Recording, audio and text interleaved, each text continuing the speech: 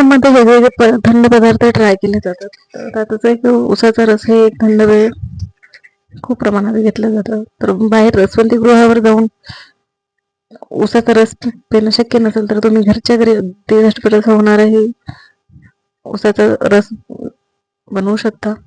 त्यासाठी कुठल्याही ऊसाचा वापर केलेला नाहीये, अगदी घरच्या साहित्यापासून बनवलेलं आहे. तुम्ही बघू शकता अगदी बाहेर जसं रसवंती गृहावर भेटतो तसंच सेम झालेलं आहे. नमस्कार, मी मीनाक्षी मनोज किचन मध्ये तुम्हा सर्वांचं खूप मनापासून स्वागत. आज आपण अगदी घरगुती साहित्यातून बनवलेला उसाचा रस बघणार आहोत. तर त्यासाठी मी इथं 2 ते 3 चमचे गूळ घेतलाय. तुम्हाला किती ग्लास रस बनवायचा त्यानुसार तुम्ही घेऊ शकता. तर त्यासाठी मी आधी गूळ एकदम असं व्यवस्थित बारीक करून घेते. त्याच्यात आपण 4 ते 5 पुदिन्याची पानं टाकलेली आहेत. आलं थोडंसं चिरून घेतलेलं आहे, त्याने आलं छान सुगंध येतो. आणि त्यात मी एक लिंबू पिळून घेते, त्याच्या बिया व्यवस्थित काढून टाकून ते आपण घेऊया. ते व्यवस्थित मी घेतलेलं आहे. त्यात मी किंचित मिठाचाही वापर केलेला आहे. तर मिठाचं घेताना ते व्हिडिओ मध्ये स्किप झालेला आहे. तर तुम्ही नक्की त्यात ट्राय करायचे चिमूटभर मीठ.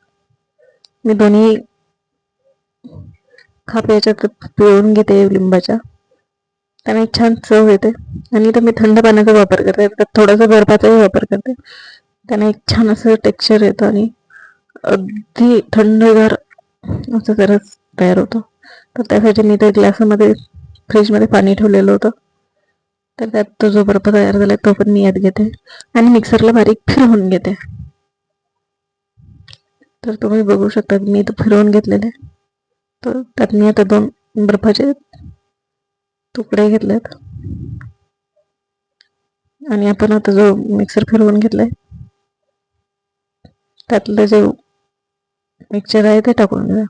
तुम्ही ते गाळून सुद्धा घेऊ शकता. जर पुदिन्याच्या पाण्याचं थोडं थोडं दिसत असेल तर तुम्ही ते गाळणीने व्यवस्थित असं गाळून घेऊ शकता. अगदी झटपट असं तयार होणारे हे उसाचा रस आहे.